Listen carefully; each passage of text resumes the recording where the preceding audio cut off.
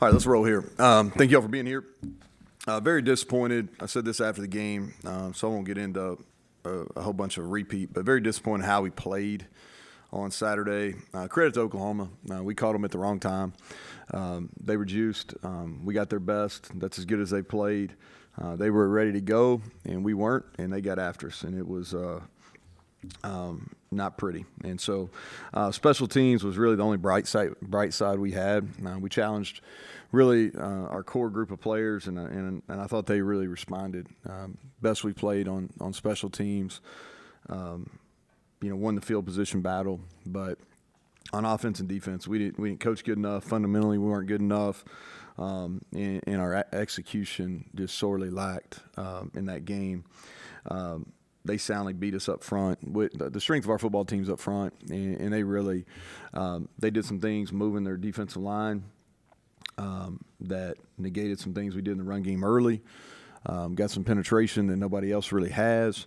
And then their O-line did a nice job. They got movement, and I thought their backs did a nice job too. Quick recap, special teams wise, again, mostly positive there. Our kickoff returns, the best we've played, had two really nice returns there.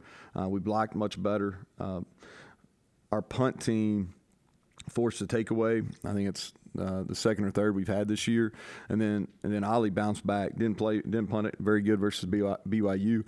Came back and had a really good day on Saturday, and our coverage was really good. And I thought our kickoff team was much better. Mike gave us a chance and made a couple changes on there, and I thought we're much improved there. Would have liked to make that field goal. We missed a field goal. Didn't have a great hold on that. And then we had a missed opportunity there on punt return. We really had everybody blocked but one, and that was early in the game where we could have helped us. But going to defense, just not good enough. We really didn't come close to slowing them down.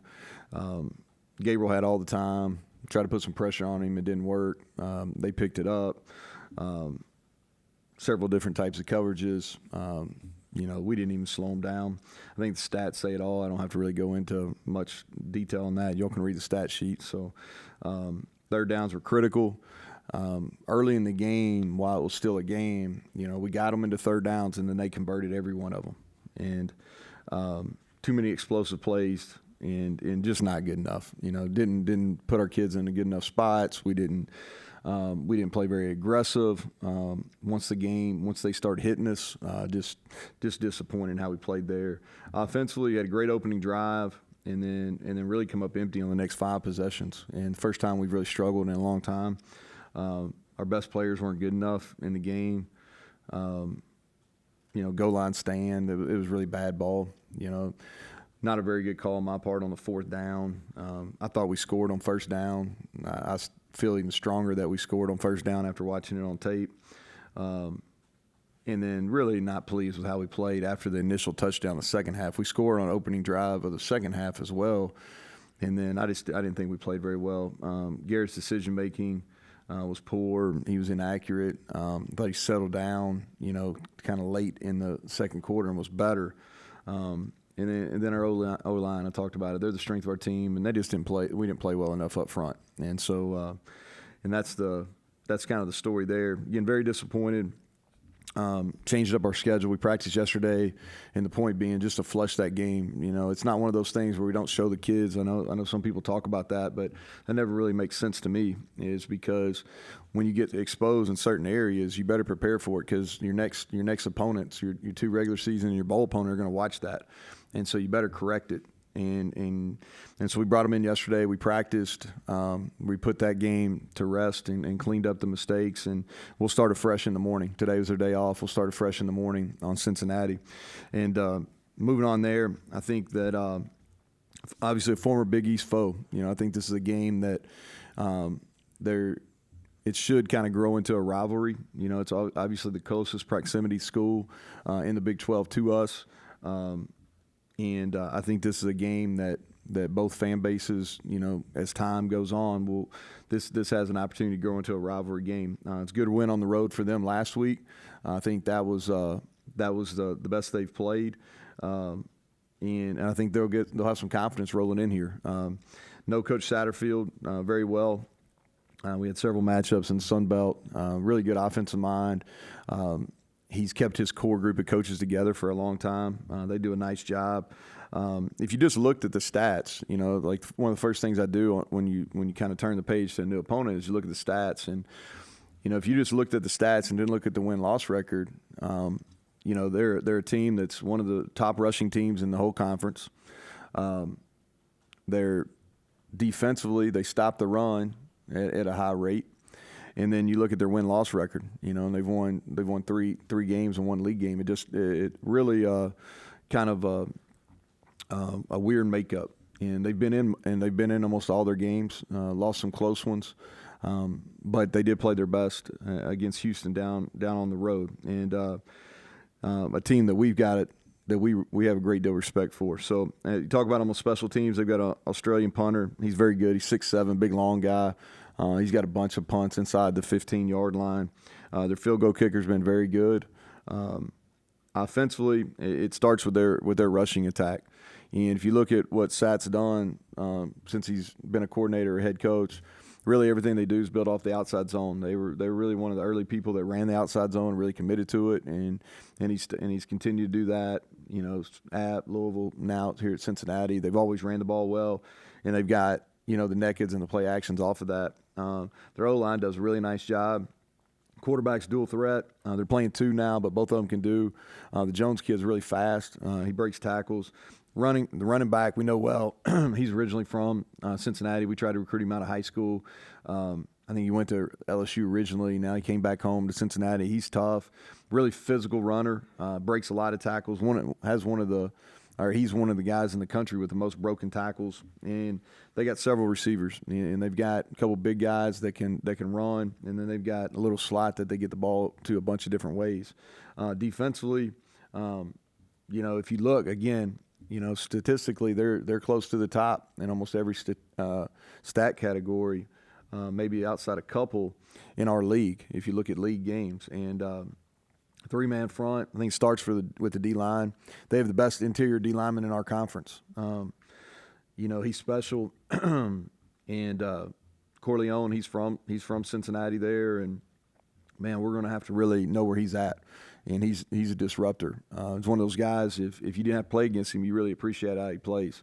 But he's difficult to run against, and he generates pressure. And I think the strength of their defense is up front. Their D-line's really good. They do a lot of different slants and pressures to switch up the looks, mix up their coverages. But huge challenge, and I have zero doubt that our guys will bounce back. It's been a resilient group all year. We'll bounce back. We'll play well on Saturday and finish strong here at home. Last home game and senior day, and probably the most important thing on Saturday is honoring Coach Nehlen and getting in. I don't even know what we call it. I know it's what do we say? What are we using? What term are we using, Monty? Immortalized. There you go. But I always say Ring of Honor. We don't really have that, but if you get your name put in the stadium permanently, that's a pretty damn big deal. So, but we're gonna honor him, and I hope we have a big turnout. I know our fan base really appreciates him, and I hope we have a bunch of people show up, and he can feel that when he gets announced during the break in action there, and I know some of his former players are coming back to an event on Friday, so it really should be a weekend about celebrating him, and I look forward to that, and look forward to getting back on the field and just redeeming ourselves, because we played a lot better football than we put out there on Saturday. So, with that, questions. Neal, so you said immediately after the game about as bad as you can remember your passing game being. As you watch film and you break that down, I mean, obviously you talk a little bit about Garrett and his struggle, but all Garrett receivers problem? Well, we dropped. Yeah, Greg, we probably dropped 5. One running back drop, 4 on the wideouts.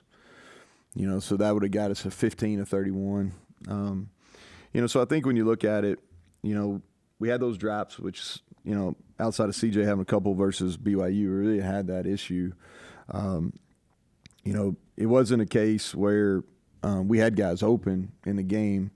I think the deeper question is, and we've had guys open, in the games we struggled, because that's what you first of all look when you're evaluating it. Okay, all right, we talked about Garrett's fundamental issues, and And there's some of these things that are repeated, and he knows this. He's going to have to get them corrected, or he's going to be a 50% passer, and that's not good enough. So he's got to get those things corrected.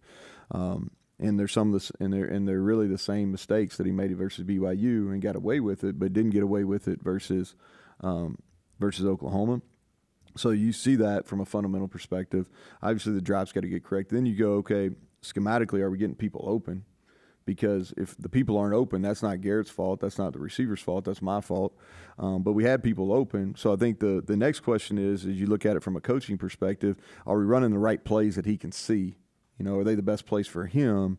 And then are we getting enough repetition on these plays we're running? And so that's kind of what I've been doing for the last last several hours, is going through and say, okay, all right, hey, here's what he's really good at.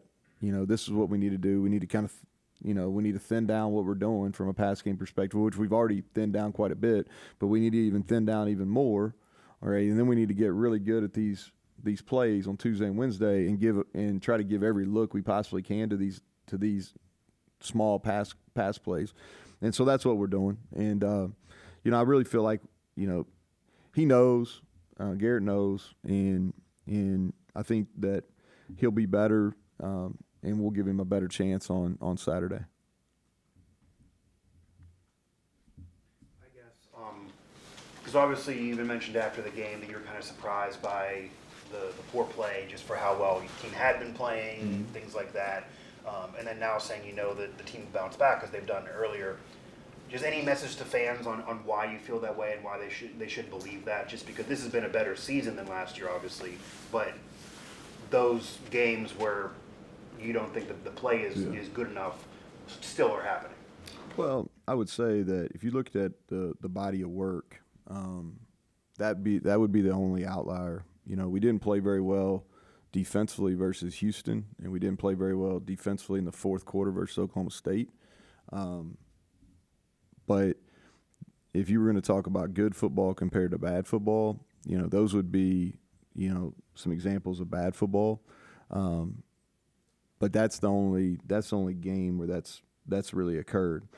I think it's too is like, and I don't know if I did a good enough job of this after the game because I was pretty heated. But you also got to give Oklahoma some credit too. There's a reason why year in and year out they're in the top 10 in the country in recruiting. They got good players.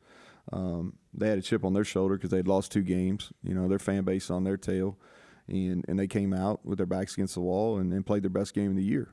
And so I'd be remiss if I didn't give some credit to them because they deserve it. Now, with that being said, is we didn't play well enough, and they're not that much better than us, and that's a game that we should for sure been competitive in and with an opportunity to win the game in the fourth quarter. Now, whether we were good enough or not, we'll never know because we didn't play good enough to give ourselves a chance.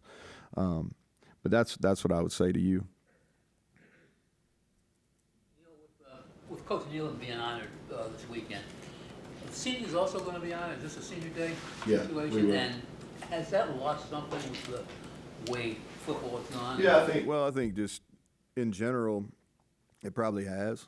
Because not in the too distant past, you'd had guys that were here 4, 5, 6 years, and we still have some of those, but you don't have as many. I think the biggest thing that's changed for me as a coach is like, and some of this is due to it's really a lot of it's due to the COVID year. You don't know who's walking and who's not. I don't really make a big deal about it. And so it's kind of up to the guys whether they want to walk or not. The guys that have eligibility left, the guys that don't have eligibility, they're for sure walk. But guys that have a year of eligibility left, it's kind of up to them, and we'll leave it to that. I think that senior day is always a tough emotional day. I would if it was up to me, I would probably do what some of these high schools and middle schools and things like that have done, where they started honoring their 8th grade and their high school seniors like on the first game, and because I think it takes some of the emotions out of it. But it's hard, especially these guys that have been in this program and that are from this state that it really means something to. That you talking about, because football is a game of passion, and you're talking about just before the snap of the ball, you're put in a mental frame where you got to really think about. There's a lot going through your mind, and And so I think you have to prepare your guys for that, and they got to be able to kind of think through and visualize and be able to think through how they're going to handle that as they go through the week.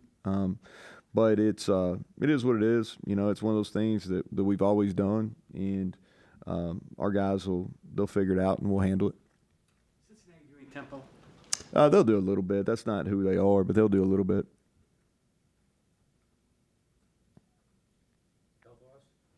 We'll see how CJ and Doug. They didn't practice yesterday, but we'll see how they do as we move later in the week.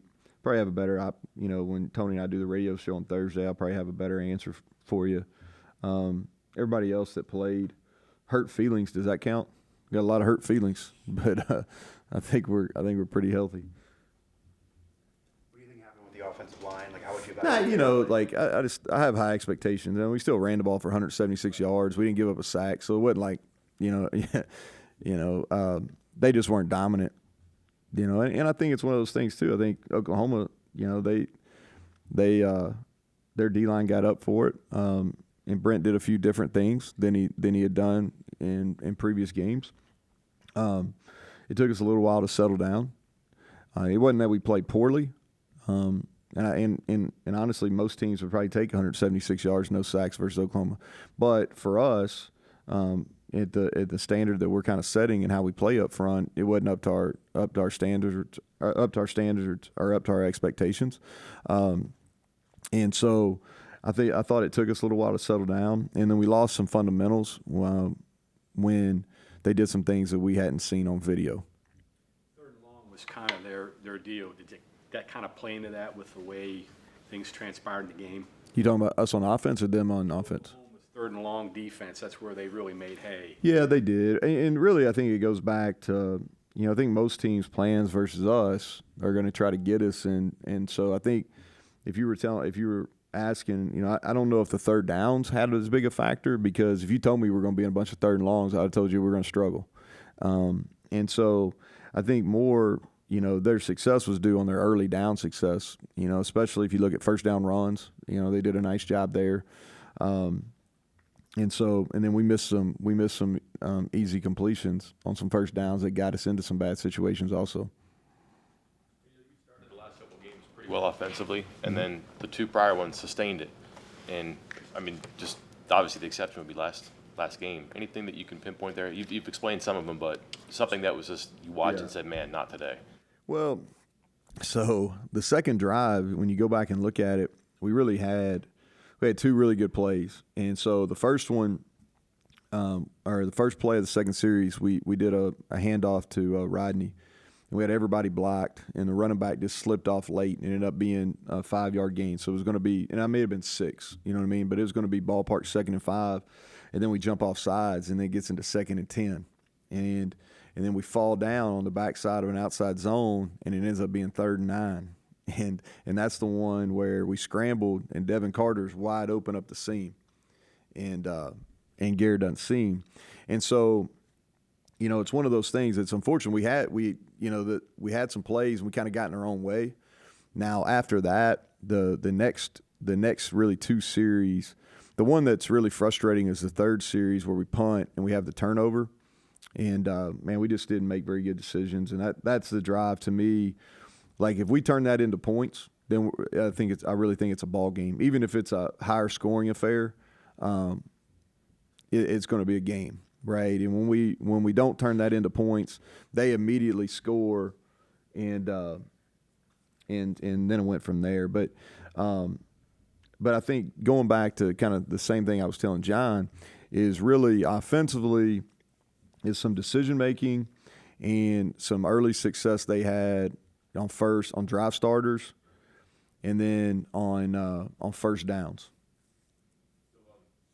A lot of that scripted stuff, you're kind of feeling things out to see what works and playing stuff for later on. And again, prior 2 games, fine. Second game, that second drive you just mentioned, third drive, how much does it change when it doesn't work and you can't plant the stuff or you can't develop it? Or do you even abandon it and just keep going and hope to eventually get it? No, I think you have to change. So, like, if you look at what we did in that game right there is we were trying to get some perimeter stuff early in the game where it took out.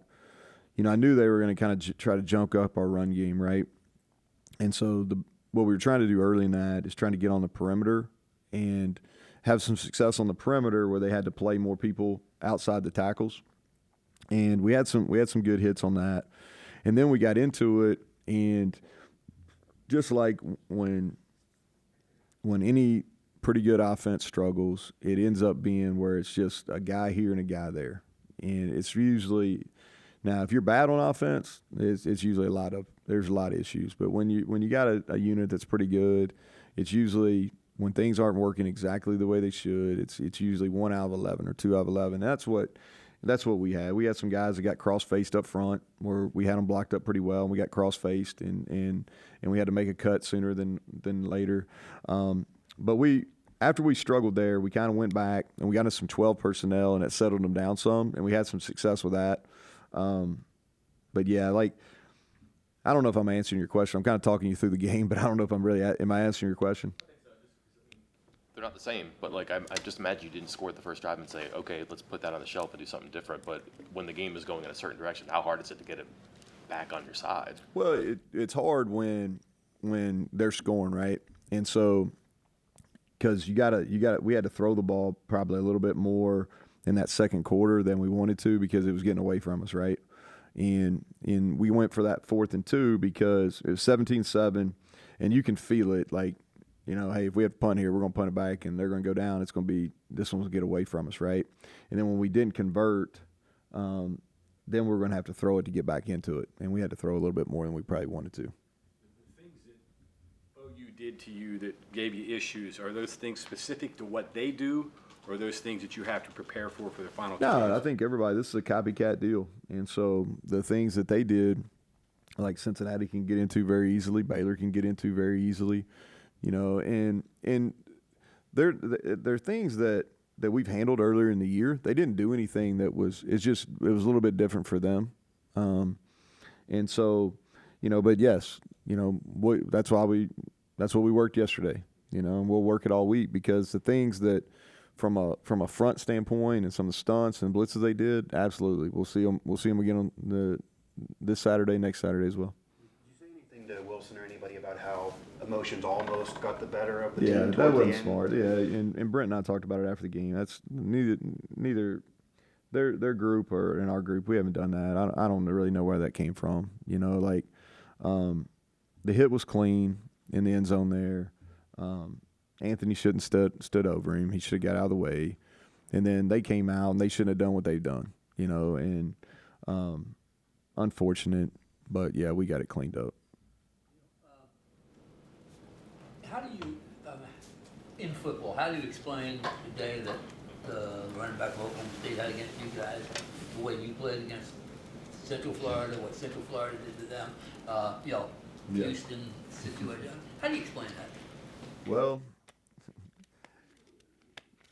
I don't know if you can, right? I mean, it's misery loves company, right? So I'm sitting there looking on as we're getting back at 5 a.m. on Sunday morning. I'm sitting there looking at scores, and we're not the only team that got ran off the field on Saturday. Ole Miss did, and Oklahoma State did, and there's several other ones, but just a couple off the top of my head. And I think it goes back to this: is you're dealing, and the truth of the matter is you're dealing with 17 to 23, ballpark 17, 23-year-olds. You're also dealing with some different things that the common person doesn't understand and what I mean by that is travels plays into it. Being home or away plays into it. And there's not a whole lot of difference outside a few teams.